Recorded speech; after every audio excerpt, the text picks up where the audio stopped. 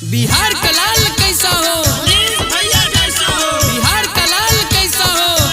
भैया जैसा हो, मनीष भैया जिंदाबाद जिंदाबाद जिंदाबाद मनीष भैया जिंदाबाद जिंदाबाद जिंदाबाद। Music by Mantu Manish.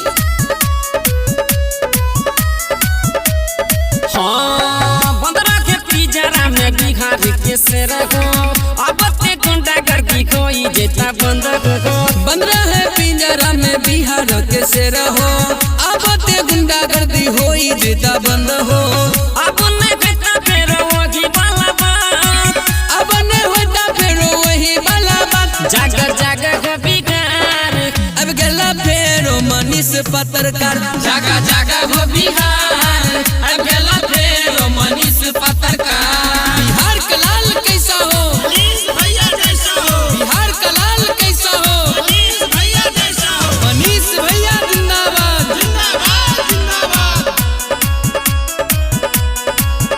हाँ बिहार के नंबर 1 छिए पत्रकार को ओकरा डर से तर तर कांपे घुसपैठी सरकार को बिहार के नंबर 1 रहे पत्रकार हो वकरा डर से थर थर कांपे घुसपैठी सरकार हो जाने से पूरा यार यूपी बिहार जाने से पूरा और यूपी बिहार जागा जागा हो बिहार तेरो सयले मनीष पत्रकार जागा जागा हो बिहार अब गला फेरो मनीष पत्रकार बिहार का लाल कैसा हो भैया जैसा हो, बिहार का लाल कैसा हो भैया जैसा हो, मनीष भैया जिंदाबाद जिंदाबाद जिंदाबाद। हाँ सच्चा बोले वाला के देखो लागे छै दबही में जनता सब एकरा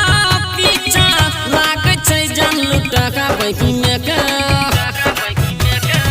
सच बोले वाला के देखा लागे छै दबाबई में जनता सब एकरा पीछा लागल छै जान लुटाबई में अब नहीं घटा संतोष और इंतजार